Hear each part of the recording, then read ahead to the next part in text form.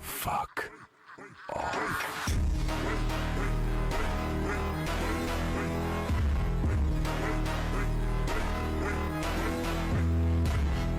Welcome to the Daily Allegory through Astrological Divination. Today's story is about what to do when a lawyer decides to go rogue and supports perjury. Because contrary to popular belief, if a lawyer is aware that his client has committed perjury, he is obligated to remedy the situation, not escalate and suggest other forms of abuse, only making the situation a little bit worse for, well, himself in the long run, but ultimately the whole picture. His job is strictly to adhere to the ethical procedures delegated by the Bar Association. So, without further ado, our motto is when the lie hires counsel, the archive becomes the witness, what was buried in procedure shall rise in receipts. In the courthouse where truth was supposed to enter clean and leave sharper, one advocate allegedly learned the darker art of turning procedure into smoke. Buried a contradiction beneath Latin, call the confession irrelevant, dress the client's falsehoods in the respectable garments of litigation, and let the opposing man exhaust himself, proving what the record already whispered. But the sanctioned apt-close ledger did not forget. It kept the threats, the admissions, altered stories, withheld truths, child-leveraged coercions, alleged frauds, failures to appear, PFA shadows, and the quiet arithmetic of a case where advocacy may have crossed from defense into design. The man did not accuse from weakness. He cataloged from strategy, placing every screenshot, voice note, video, filing, contradiction, and child safety warning into the hands of the disciplinary gatekeepers like a poisoned chalice wrapped in law, all legally obtained at that. For the Machiavellian lesson here is simple. When a lawyer mistakes the courtroom for a mask, the mask eventually becomes evidence. And when a false testimony is allowed to march under the banner of justice, the banner does not protect the liar. It marks the path back to every hand that carried it. Today's story is the advocate who sold the lie back to the court. There is a species of man who does not need to forge the knife himself. He only needs to know how it is forged. Polish the handle, place it before the tribunal, and call it evidence. In the county, specifically Luzerne County, because, they're going for the gold this year, where the courthouse lights burned colder than confession, an advocate stood beside a woman who had learned the oldest trick of corrupted survival. Accuse first, cry loudly, bury the contradiction, then let procedure do their strangling. She arrived with stories wrapped in trembling language, but behind her, the record breathed. The court-approved channel held the things she hoped would remain amiss, or dismissed, or irrelevant. Admissions, threats, bargaining, vanished truths, withheld messages, claims of being blackmailed herself, children dragged into adult warfare, and the quiet arithmetic of a protective order turned into a weapon. The advocate knew the chamber's music. He knew how to turn a man's evidence into noise, how to drown plain facts beneath flattened shadows of procedural iron. When the man pointed to the messages, the advocate called them irrelevant. When he raised admissions, the advocate called them distractions. When he brought records of fraud, identity misuse, financial intrusion, threats, assault, and alienation, and coercive pressure, the advocate did what clever men do when the truth enters the room too early. He covered the mirror. But mirrors are not defeated by cloth. They only wait to be uncovered anyways. The man had believed that a preserved record meant a protected truth. He had believed that if a court ordered communication through one channel, then what was spoken there would and should matter. But the app became a crypt.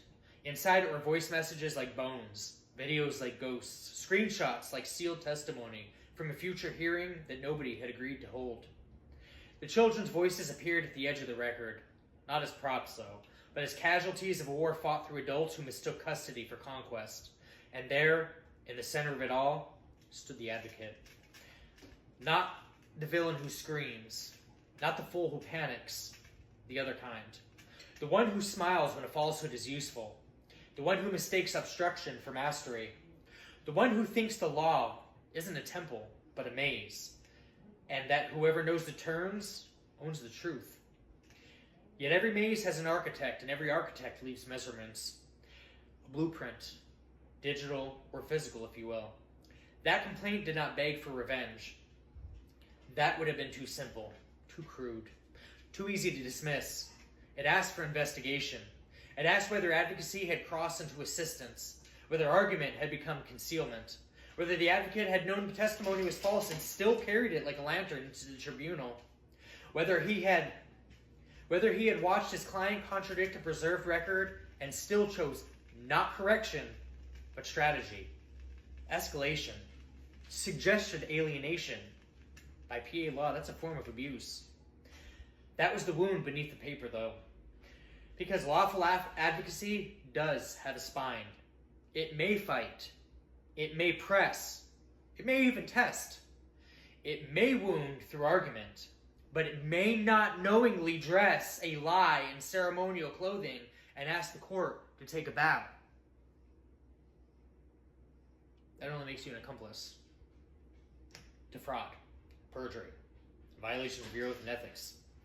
The man arranged his evidence like a tribunal of dead witnesses, app-closed messages, exported files, voice notes, videos, PFA orders, court filings, hearing records, proof of contradictions, records of financial misconduct, admissions of misuse, allegations of mail interference, child safety reports, and a shadow of an older proceeding where a daughter had been taken from him under the weight of hearsay, while material truth allegedly waited outside of that door. The advocate had counted on confusion. Confusion is useful to men, though, who survive by smoke. A fogged record can be twisted. A frantic litigant can be painted as unstable or aggressive, I guess. A father defending himself can be made to look like the storm instead of the one standing in it. But the man learned a Machiavellian lesson the hard way. Never argue with smoke. It dissipates eventually. Inventory the fire, though. So he stopped pleading with rooms that had already decided not to hear him. He began documenting. He stopped chasing the performance and began mapping the pattern. Each contradiction became a nail. Each ignored exhibit became a hinge. Each false statement became a door. And behind the door was the real question. Had the advocate represented a client, or had he represented the lie? How many other people or cases has he done this to? How many questionable choices or suggestions had this man made that bordered the boundary of unethical behavior? How many other people got a bad result due to an unethical choice or suggestion or covering or representation? The courtroom had seen many performances, tears timed like theater, accusations sharpened like rented knives, private hearings requested for injuries allegedly caused by the very hand requesting protection, failures to appear, threats hidden as bargaining, children used as leverage, support and visitation twisted into a negotiation, and accountability offered as a trade. Drop this and you can see them. Stay quiet, the pressure stops. Accept the story and the machine will spare you. Good luck. People don't bother us because of who my family is. But machines are loyal only until inspected. Disciplinary office was not a battlefield. It was worse. It was a ledger room. There, emotional mattered less than sequence. The question was not who cried hardest. The question was who knew what, when they knew it, what the record showed, what was corrected, if anything, what was concealed, what was argued anyways, and whether the administration of justice had been prejudiced by a man clever enough to know the difference between defense and deception. That is where villains lose their romance. Not in thunder, not in blood, not in some theatrical collapse beneath a stained glass sky. They lose in timestamps. They lose in exported files. They lose in preserved messages. They lose in contradictions placed side by side until the lie can no longer afford its own costume. The advocate had mistaken legal language for armor, but legal language is not armor when the record underneath it begins to rot. It becomes evidence of design. Every attempt to bury material proof becomes admission of fear. Every claim of irrelevance becomes a breadcrumb back to the motive. Every procedural ambush becomes a question of professional conduct or misconduct. The man understood that the villain's true mistake was arrogance. The advocate believed the man would exhaust himself trying to be believed. He did not anticipate that the man would become methodical, that he would stop asking the corrupt room to confess and instead send the room's own echoes to the authorities above it. A lie can survive outrage. It can survive accusation. It can survive a man shouting in desperation, but it struggles against organization. So the file was prepared, not as a scream, but as a mausoleum. Every exhibit had a place, every allegation had a corridor. Every rule became a bell. Candor to the tribunal. Fairness to the opposing party. Truthfulness, respect for rights, no assistance in fraud, no false evidence, no conduct prejudicial to justice. The rules were not decorations. They were locks. And very clear. And the man was asking whether the advocate had picked them. I think so. By night, the courthouse seemed to breathe through its vents. The seal above the door looked less like an emblem and more like an eye forced open. Somewhere in the archive, the app still held its record. Somewhere in the record, a voice said entirely too much. Somewhere in the filings, a contradiction waited for daylight. Somewhere in the advocate's performance, the thread had been pulled. And once pulled, it didn't stop. That was the terror of the story. Not that a lawyer fought hard, but that he may have fought knowingly beside falsehood and called it duty. Not that a woman accused a man, but that the accusation may have been currency. Not that the system made an error, but that people inside the system may have discovered error was profitable when aimed at the right target. In the final hour, the man did not curse the advocate. He wrote him into the record. That is the coldest revenge permitted by civilization. To make a man answer not the rage, but the documentation. And so the motto of the file became the motto of the hunted, the dismissed, and the procedurally buried. Because if this is happening to me, or somebody else, or to 50 other people I've been in communications with in this county, I can't imagine I'm alone in this endeavor. I can't imagine I'm the only one that has been undersided or back-end dealt a shoddy at best result. I think it's time accountability comes. When the lie hires counsel, the truth hires time. When the advocate buries the record becomes the witness. And when the court is fed a falsehood and polished language, justice does not come with mercy. It arrives with receipts. We're going to end this with the invocation of the advocate's unmasking. By Mercury and Taurus, let the tongue become stone. Let every word weigh more than rumor. Let every record hold its ground. And let no polished lie pass through the gate unmeasured. I call upon the archive beneath the courthouse floor, the sealed message, the hidden timestamp, the voice that was dismissed, the screenshot that would not decay, the child's cry folded into procedure, the evidence buried beneath velvet language and legal smoke. Let Mercury square Pluto in the 10th tear the mask from public power. Let the polished office, the title, the reputation, the professional robe, and the carefully arranged performance be dragged before the underworld mirror. Where influence concealed rot, expose it. Where language disguised fraud, decode it. Where authority tried to make silence respectable, let the silence testify. Let Mercury sextile North Node in the 11th open a hidden network. Let the right witnesses find one another. Let the scattered documents assemble into a pattern. Let the truth move through lawful channels, not as gossip, not as vengeance, but as destiny finding its witness.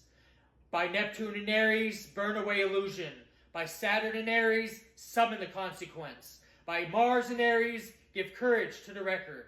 By Chiron and Aries, name the wound they tried to weaponize. Let the stellium stand like 4 iron sentinels at the threshold. Neptune to reveal the deception. Saturn to weigh the misconduct. Mars to pierce the false strategy. And Chiron to expose the injury hidden beneath procedure. No lie dressed in advocacy shall pass as truth. No false testimony shall be crowned by clever language.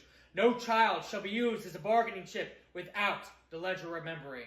No court process shall become a private weapon without seal itself bearing witness. I do not call for chaos. I call for order so precise it frightens the corrupt. I do not call for ruin. I call for revelation so complete that ruin becomes a natural consequence of deception. I do not call for revenge. I call for receipts legally obtained. Let every contradiction return to its author. Let every concealed fact rise from the grave. Let every falsehood meet the document that disproves it. Let every officer of the court remember that the law is not a maze for liars, but a temple for truth. By Mercury in Taurus, may the record become immovable. By Pluto in the 10th, may hidden power be exposed. By the North Node in the 11th, may the proper witnesses gather. By the Aries fire of Neptune, Saturn, Mars, and Chiron, may illusion burn, duty awaken, courage advance, and the wound speak. And when the advocate stands before the mirror of his own argument, let the final inscription appear. When the lie hires counsel, the truth hires time. When falsehood enters the tribunal, the record becomes the witness. And when Mercury speaks through Taurus, no buried evidence stays buried forever. Whispered by the emperor and the divine authority I contain, let this decree be spoken into law that underlies physical law. And so it is. That's all I have for this video for you guys today. Make good choices out there.